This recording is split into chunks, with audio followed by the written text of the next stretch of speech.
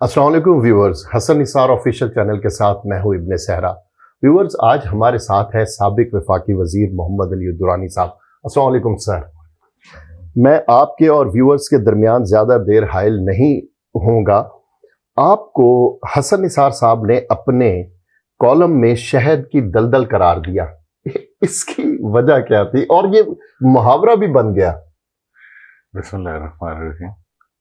हसन साहब जो है ना, वो बहुत से लोगों से बहुत प्यार करते हैं, तो उनके प्यार के इजहार के मुख्तलिफ पैराए होते हैं। जैसे आपको इब्ने सहरा बना दिया जी। तो ये जो है ना, असल में जो इंसान खुद होता है ना, वो बिल्कुल। दूसरे में उन चीजों को तलाश कर लेता है। तो मेरा ख्याल ये है कि ये मैंने जितने मतलब मोहब्बत का मतलब होता है प्यार करने वाले, रिस्पेक्ट करने वाले दोस्त देखे हैं। रिस्पेक्ट का मेरी नज़र में यह है कि उसका सबसे बड़ा इम्तिहान कभी कभी पूरी जिंदगी भी नहीं आता, कभी कभी आ भी जाता है। कि मतलब यह है कि अगर आप किसी मुश्किल में हो, जो आपके साथ खड़ा हो सकता हो, जिसके बारे में आपको यकीन हो कि वो जो है मेरे साथ खड़ा होगा, तो वही मतलब असल में आपका चाहने वाला होता है या आप उसके चाहने वाले होते हैं। बिल्कुल।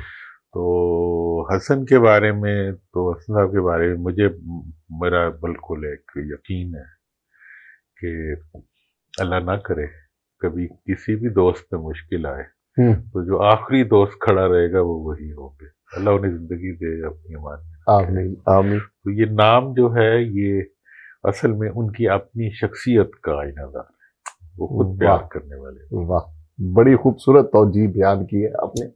अच्छा, आपका और उनका ताल्लुक रोजनामा मसावात से शुरू हुआ, कुछ उस बारे में बताएं। असल में ना, मतलब बाज अल्लाह ताला ने रूहें जो होती हैं वो बेचैन बनाई होती हैं, जो कि हालात के साथ समझौता करने के बजाय वाह। अपने जो अब वो होते हैं ख्यालात और अपनी जो आइडियल्स होते हैं उनके साथ समझौता करते हैं। सही। तो जब आपके जहन में कुछ आइडियल्स होते हैं, तो आप हर वक्त एक जस्तजू में होते हैं उसकी तलाश की। सही। जैसे इंसान इस दुनिया में एक जस्तजू के लिए भेजा गया है ना। सही। ठीक बिल्कुल है। बिल्कुल। तो अब मेरा तो यही प्रॉब्लम था कि मुझे हर वक्त ही जो इस वक्त की नाइंसाफियां माशरे की होती हैं, या बाज़ ज्यादतियां होती हैं, या बाज़ चीजें आपको अच्छी नहीं ना लगती, हमवारियां। नामवारियां होती हैं, एक्सप्लॉयटेशन होती हैं जो होती हैं, तो उनके मुकाबले में आप हर वक्त एक सोच रहे होते हैं, कुछ ठीक। करना चाह रहे होते हैं। तो जो मतलब माशरे के अंदर जो नाइंसाफियां ना होती इंसाफियां, हैं, तो ना ना हमवारियां, हमारे, तो मेरे महरूमियां। मेरे नजदीक जो सबसे बड़ा मुझे चीज बॉदर करती थी, वो एक लफ्ज था, जुल्म। अच्छा। मुआशरे के अंदर अब देखें, ये जितनी जितनी टेक्नोलॉजी डेवलप होती है, जितनी साइंस आगे बढ़ती है, जितना मुआशरे के अंदर तरक्की होती है।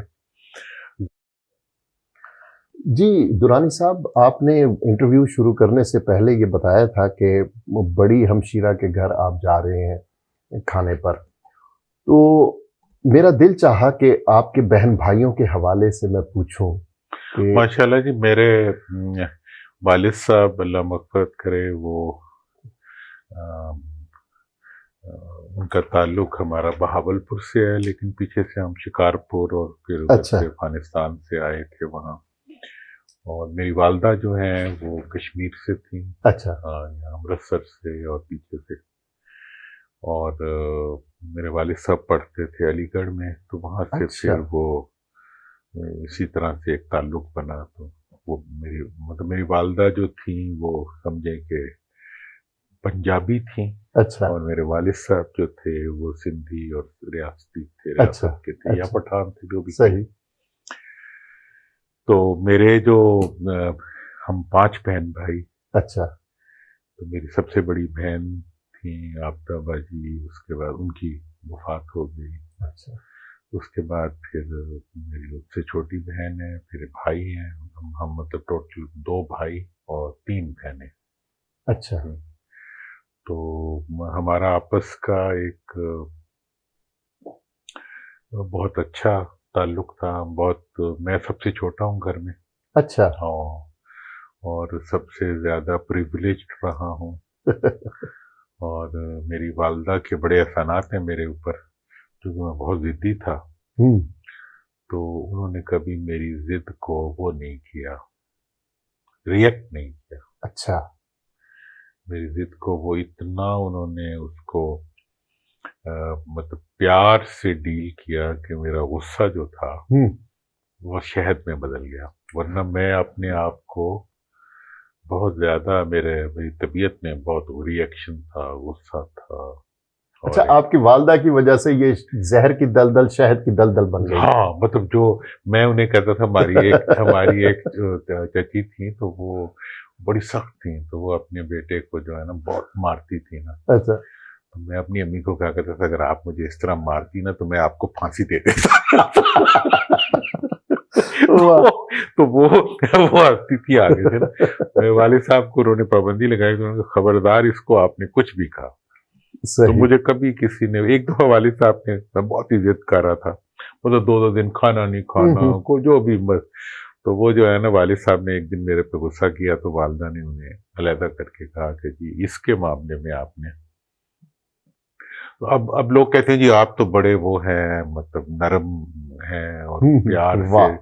تو میں کہہ رہا ہوں میں تو نہیں ہوں، یہ تو میری والدہ ہے جنہوں نے مجھے ایسا بنا دیا. واہ واہ واہ. تو اسی طرح سے جو ہے انسان کی جو شخصیت ہوتی ہے نا، وہ اس کے ماحول اور اس کے گھر والوں کے رویے ہوتے ہیں جو شخصیت کو تخلیق کرتے ہیں. آپ کی شخصیت میں جو ممتا در آئی ہے وہ آپ کی والدہ کی وجہ سے. میرا تو غصے کو انہوں نے کنورٹ کر دیا انٹو محبت یا پیار یا سافٹنس میں. مجھے آپ کی بات سے ایک شعر یاد آ گیا، گھر کی اس بار مکمل میں تلاشی لوں گا، غم چھپا کر میرے ماں باپ کہاں رکھتے تھے. سبحان اللہ، سبحان اللہ. تو آپ نے اپنا گھر دیکھا، اب اپنے بچوں کے ساتھ کس طرح کا آپ کا؟ میرا بچوں کے ساتھ یہ ہے نا کہ والدہ تو ان کی ذرا وہ ہے، سخت ہے، مطلب سختی بھی کر لیتی ہے. میں بچوں کو کچھ نہیں کہہ سکتا. اچھا. کبھی بھی تھرو آؤٹ مائی لائف میں نے کبھی کسی بچے پہ کوئی غصہ نہیں کیا، ہاتھ نہیں اٹھایا. انہیں تو لگتا ہوگا غصہ کرتے ہیں، لیکن باہر میں نے کبھی، مجھے تو مطلب غصہ آتا ہی نہیں. جو کہ میرے پہ کسی نے غصہ نہیں کیا ہو تب کس منہ سے میرے لیے غصہ کرنا جو ایون کسی پہ بھی غصہ کرنا مجھے بہت معیوب لگتا ہے. بہت خوبصورت بات ہے کیونکہ میرے پہ نہیں ہوا ہوا. واہ واہ واہ. اس لیے مجھے بہت مطلب میں سمجھتا ہوں، مجھے ایسے لگتا ہے جیسے میں کسی پہ غصہ کروں تو میں اس کی وہ کر رہا ہوں، توہین کر رہا ہوں یا اپنی توہین کر رہا ہوں. بندہ پہلے اپنی توہین کرتا ہے. بالکل بالکل صحیح ہے. تو یہ چیز جو ہے، یہ تو کسی کو سزا دینے سے پہلے انسان کی اپنی سزا شروع ہو جاتی ہے، ذہنی سزا شروع ہو جاتی ہے. اچھا.